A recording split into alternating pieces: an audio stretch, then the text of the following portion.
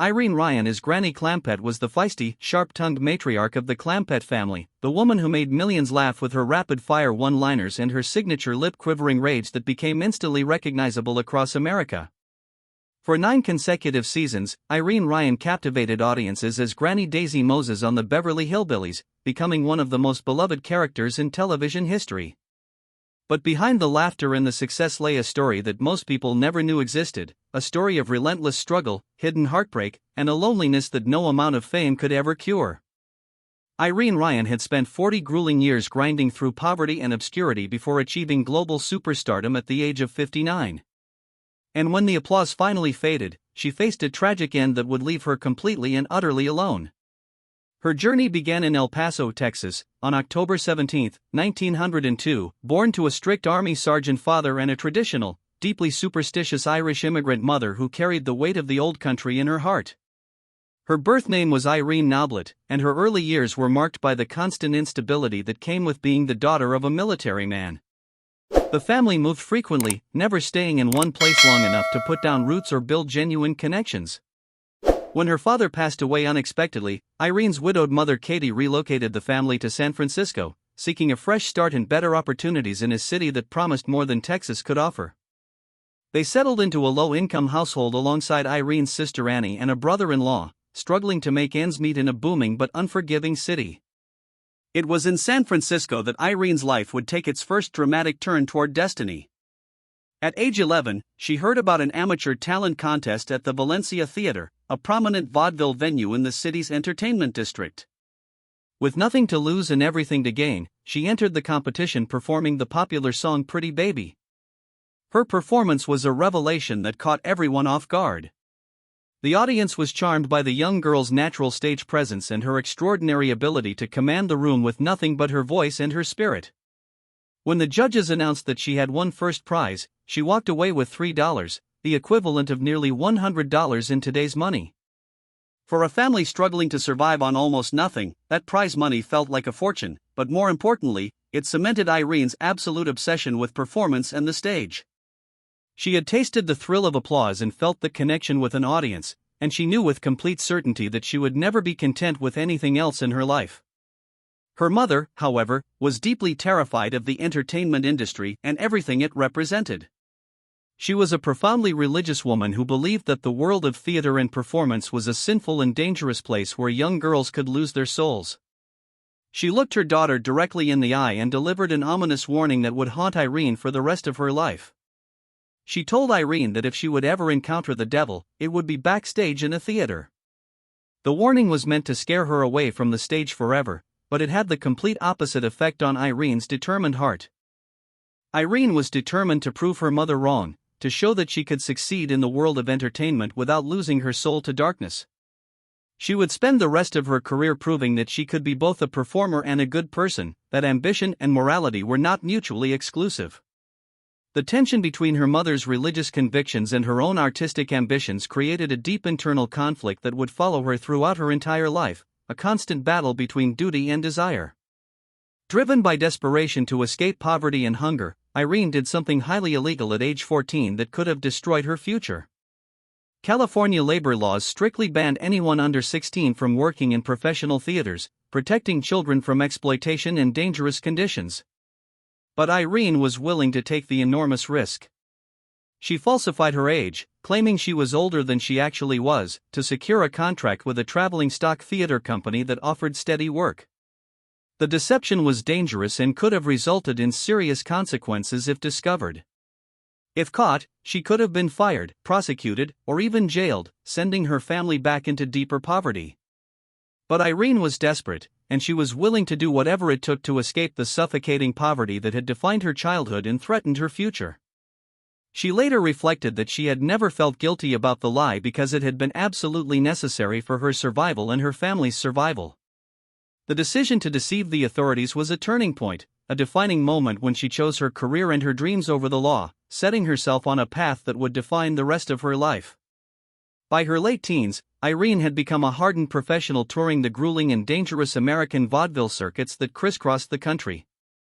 Vaudeville was a brutal world where performers were subjected to intense scrutiny and the audiences were notoriously unforgiving of mediocrity. Performers who failed to connect with the audience were routinely pelted with rotten tomatoes, eggs, and whatever else happened to be within reach of angry patrons. The physical danger was very real, and the psychological toll of constant rejection was immense and crushing. But Irene thrived in this harsh environment, understanding that survival required adaptation and excellence. She perfected her fast-paced physical delivery, learning to read a crowd and adjust her performance on the fly based on their energy and mood. She became a singer, a dancer, and a slapstick comedian, developing a versatility that would serve her well throughout her entire career. The years of touring taught her discipline, resilience, and the crucial importance of connecting with an audience on an emotional level. She learned to perform through exhaustion, through illness, through homesickness, and through the constant rejection that came with the life of a traveling performer moving from town to town. In 1922, Irene married writer and comedian Tim Ryan, and the couple legally merged their careers into the comedy duo Tim and Irene. Irene performed under her maiden name variation Irene Noblette, and the duo quickly became a popular act on the Vaudeville circuit, gaining recognition and respect from audiences everywhere they performed. Their partnership was both personal and professional, and for a time it seemed like the perfect arrangement that would carry them both toward lasting success and happiness. Between 1935 and 1940, the duo achieved moderate success, writing and starring in 12 comedic short films distributed nationally by major studios.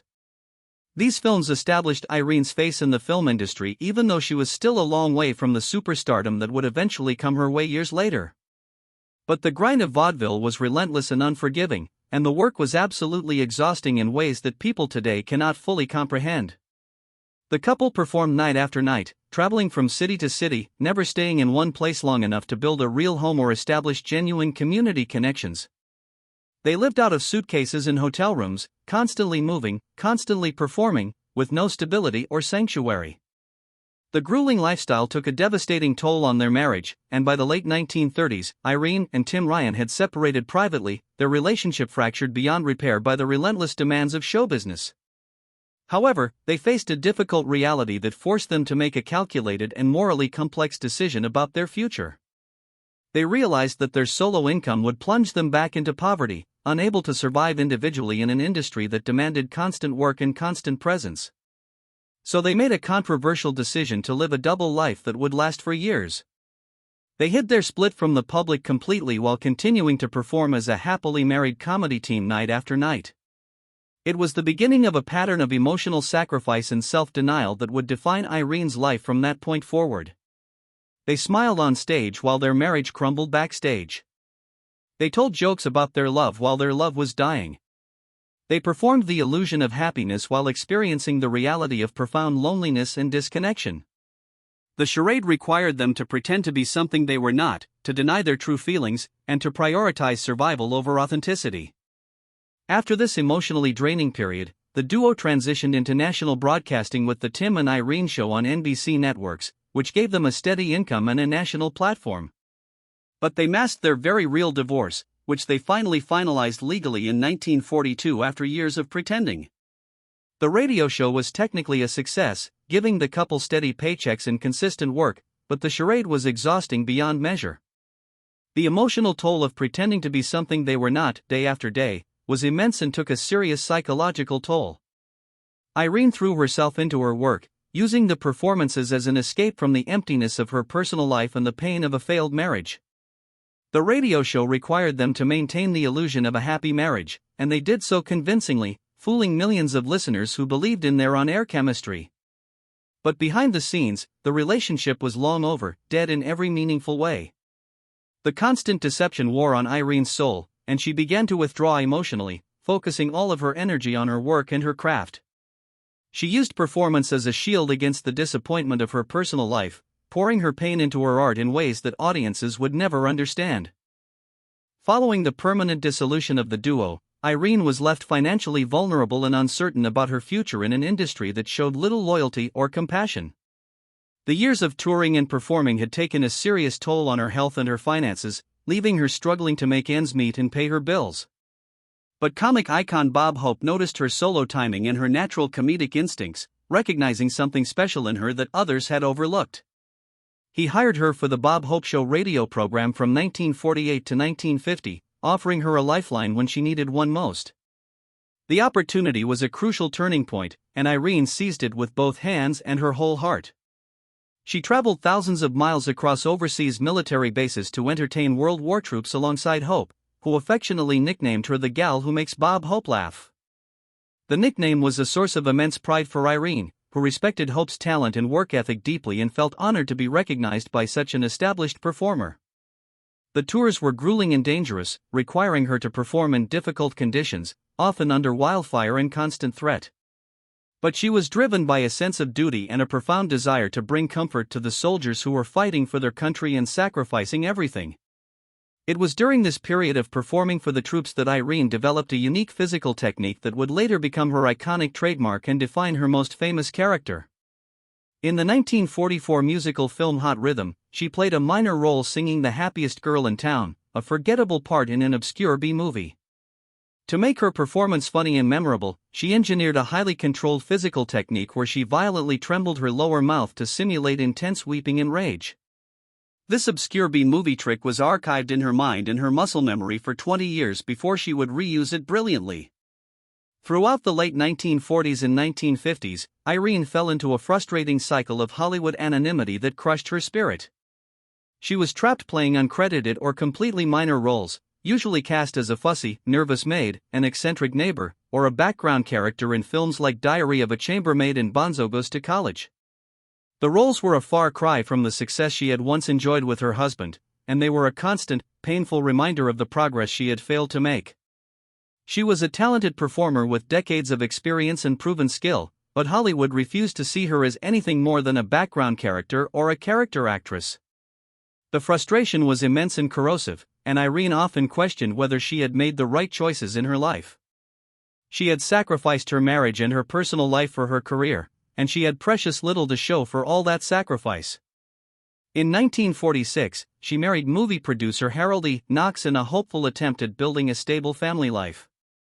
But the marriage similarly failed to provide a traditional family structure or genuine happiness, and it ended in divorce in 1961, right before her life changed forever.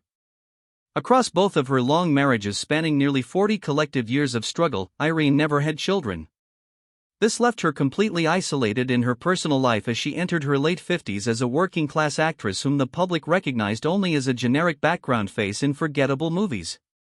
She was a woman who had devoted her entire life to her career, sacrificing everything, and she had nothing else to show for it but loneliness and regret. The role that would define Irene Ryan's entire legacy almost never happened, a twist of fate that could have erased her from history. Series creator Paul Henning initially gave the role of Granny to veteran actress Bebe Natteret, who was already a familiar face to television audiences through her work on The George Burns and Gracie Allen Show and Petticoat Junction. When Irene's agent put her name forward, CBS casting directors explicitly rejected her without even auditioning her, stating coldly that she was too young, too slim, and far too vibrant to accurately portray an elderly backwoods woman. The rejection was a devastating blow to Irene's fragile hopes, but she was not willing to accept it as final. She had spent 40 years fighting for recognition and respect, and she was absolutely not willing to let a rejection stand in her way without a fight. Refusing to accept the rejection, Irene bypassed the corporate casting wall that was designed to keep people like her out. She personally cornered Paul Henning and demanded a screen test, showing the boldness and determination that had carried her through decades of struggle. She famously dared him, asking, "Look, Paul, do I have to go home and get my gray wig and shawl to convince you I can play Granny?" Her boldness and directness paid off immediately. Henning was impressed by her determination and her refusal to accept defeat, and he agreed to give her a chance to prove herself. Irene mathematically convinced Henning that an actual elderly woman in her 70s or 80s would physically collapse under the brutal television production schedules, which ran strictly from 7 in the morning to 7 in the evening daily without mercy. Her true age of 59 was an operational necessity to handle the physical demands and pacing of the series. It was a pragmatic argument rooted in reality, but it was also a testament to her deep understanding of the industry. Once the show aired in 1962, Irene's real identity completely dissolved into the character she played.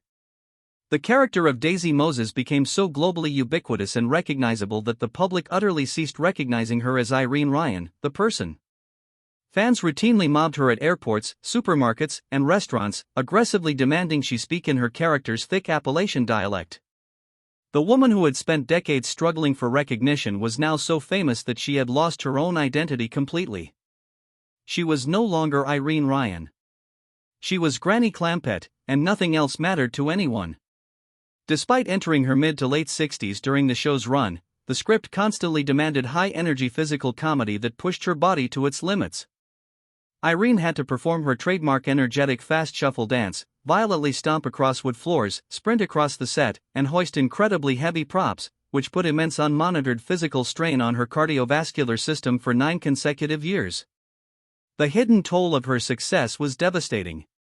She would often return to her dressing room completely exhausted, her joints aching, and her heart racing, but she never complained, never asked for a lighter workload. In 1971, despite the Beverly Hillbillies pulling in highly stable, massive audience numbers, CBS executive Fred Silverman executed the infamous Rural Purge. The network abruptly canceled the show to pivot toward younger, wealthier demographics. On March 10, 1973, during a packed live matinee performance of Pippin on Broadway, Irene suffered a massive stroke right on stage. In pure vaudeville discipline, she finished her musical number and walked off into the wings before collapsing entirely. Doctors discovered a massive inoperable glioblastoma brain tumor. On April 26, 1973, Irene Ryan passed away at age 70, completely alone, with no children, no spouse, and no family at her bedside. But she left her entire $1 million fortune to create the Irene Ryan Acting Foundation, ensuring that her legacy would live on through thousands of young actors for generations to come.